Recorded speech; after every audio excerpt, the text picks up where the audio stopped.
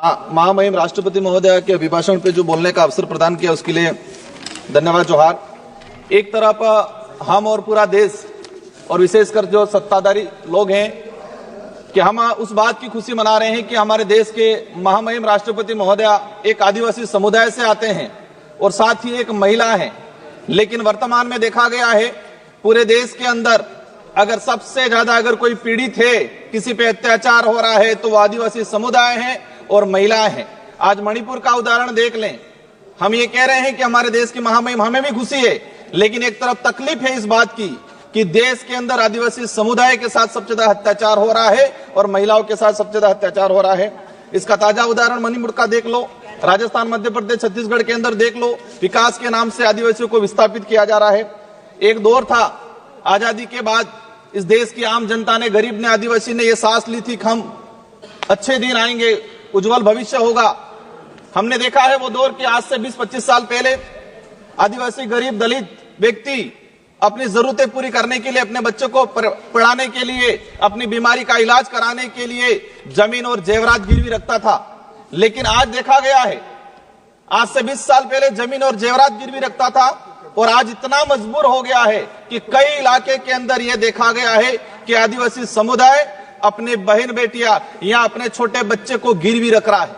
आज कुछ हमारे डबल इंजन की सरकार है, राजस्थान के अंदर कोटड़ा में आए दिन घटनाक्रम हो रहे हैं कि आदिवासी समुदाय के ऐसे हालात हो गए हैं, इन पहाड़ों के अंदर सरकार की योजना कागजों में रहती है, धरातल पर नहीं पहुंच पाती है। और कई ऐसी घटना सामने आई है कि इन परिवारों ने बच्चों को गिरवी रखा है, नाबालिग बच्चों को गिरवी रखा है गुजरात के अंदर, कई इलाके के अंदर। ये छोटा मोटा आंकड़ा नहीं है, ये आंकड़ा सैकड़ों में आया हुआ है और हम बड़ी बड़ी बातें कर रहे हैं। महामहिम सभापति महोदय, आज ये देखा गया है कि हम आत्मनिर्भर की बात कर रहे हैं।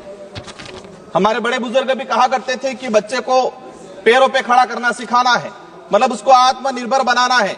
लेकिन आज देखा गया है कि देश की आम जनता आत्मनिर्भर कम होती जा रही है और किसी न किसी ऐसे माहौल बना दिया गया है कि वो हर किसी पे निर्भर होता जा रहा है। और विशेषकर देखा गया है आदिवासी, दलित या पिछड़ा वर्ग। माननीय सभापति महोदय, अभिभाषण के दौरान आदिवासी इलाके के अंदर 30 मेडिकल कॉलेज की बात हुई। अच्छी बात है, हम भी चाहते हैं, लेकिन इन मेडिकल कॉलेज की धरातल पे स्थिति क्या है? कई ऐसे केस आए हैं, एक डिलीवरी महिला उस मेडिकल कॉलेज में जा रही है, सोनोग्राफी के लिए चिट्ठी लिखवा रही है और उसका नंबर आ रहा है 1 महीने बाद, तब तक तो बच्चा पैदा हो रहा है और बच्चे का नामकरण भी हो रहा है, तब तक नंबर आ रहा है। कई ऐसे केस आए, हमारे डूंगरपुर का केस आया था कुछ समय पहले, जब व्यक्ति गया इलाज के लिए, उसका नंबर आया 1 महीने बाद और तब तक उसका अंतिम संस्कार हो गया था। ये स्थिति बनी हुई है, मतलब पीएससी सीएससी से भी बदतर स्थिति मेडिकल कॉलेज की बनी हुई है धरातल पे अंदर। अगर हम जाएंगे वहां, मैं खुद सांसद, मैंने कई विजिट किया, मेरे वहां संसदीय क्षेत्र बांसवाड़ा डूंगरपुर में, जमीर नहीं मानता वहां जाने का, क्योंकि ऐसी हालात बनी हुई है। ये पड़े रहते हैं लोग, नंबर नहीं आता है, जांच नहीं हो पा रही है। तो हम चाहते हैं कि जो योजना है उसको धरातल पे इंप्लीमेंट किया जाए। माननीय सभापति महोदय, आयुष्मान कार्ड की बात की गई, अच्छी बात होना चाहिए, लेकिन देश के अंदर ऐसे कई किस्से आए हैं पिछले 2-3 सालों के अंदर कि दवाई का पैसा नहीं मिलने से अपने परिवार की पालन नहीं कर पाया, वो इलाज नहीं करा पाया, तो आत्महत्या की गई है। माननीय सभापति महोदय, बिरसा मुंडा जी के लिए जनजाति गौरव दिवस मनाया गया, हम भी स्वागत करते हैं, इसकी घोषणा हुई, लेकिन सिर्फ घोषणा होने से, मनाने से नहीं जमेगा। बिरसा मुंडा जी चाहते क्या थे, उनके विचार क्या थे, उनके उद्देश्य क्या थे, इन पे हमें काम करने की जरूरत है। आज वो जल जंगल जमीन का बात करते थे, अबुआ दिसम अबुआ राज की बात करके गए थे वो, लेकिन आज क्या हो रहा है? जल जंगल जमीन उद्योगपतियों को दिया जा रहा है भेंट में और वहां पर खत्म किया जा रहा है। बिरसा मुंडा जी के उपदेशों पे जाना पड़ेगा, उनके विचारों पे जाना पड़ेगा, सिर्फ जनजाति गौरव दिवस मनाने से काम नहीं चलेगा।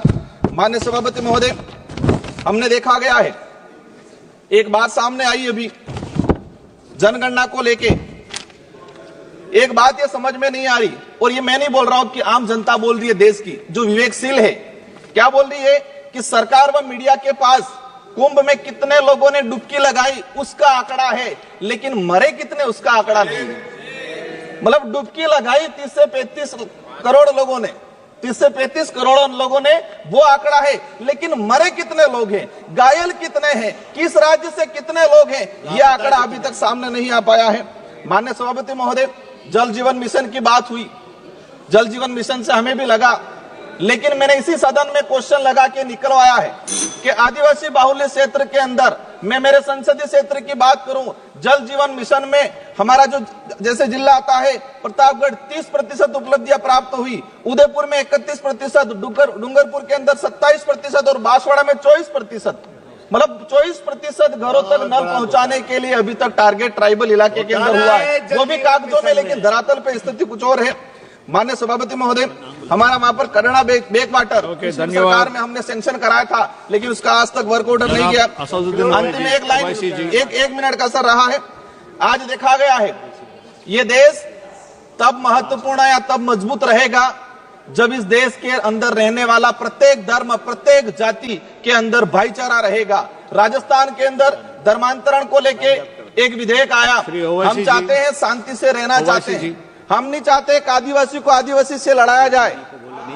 सर हकीकत ये है, मैंने ये ऑथेंटिक आंकड़े के साथ बोल रहा हूं कि जिस स्कूल के अंदर आज से 10 साल पहले सरकारी स्कूल में 200 बच्चे पढ़ रहे थे, उसी स्कूल में आज 50 बच्चे पढ़ रहे हैं। ट्राइबल इलाके के अंदर 3-3 क्लास के बच्चे एक रूम में बैठ रहे हैं, किस क्वालिटी का एजुकेशन जा पाएगा? मैं आपके माध्यम से सरकार से यही अनुरोध करना चाहूंगा, हमें कुछ नहीं मिले चलेगा, गरीब आदिवासी दलित को अच्छा एजुकेशन, अच्छा हेल्थ मिलना चाहिए, वो अपने आप सारी चीजें कर लेगा। इन्हीं शब्दों के साथ धन्यवाद, आभार, और विशेषकर मंत्री जी का। जनाब असदुद्दीन ओवैसी जी।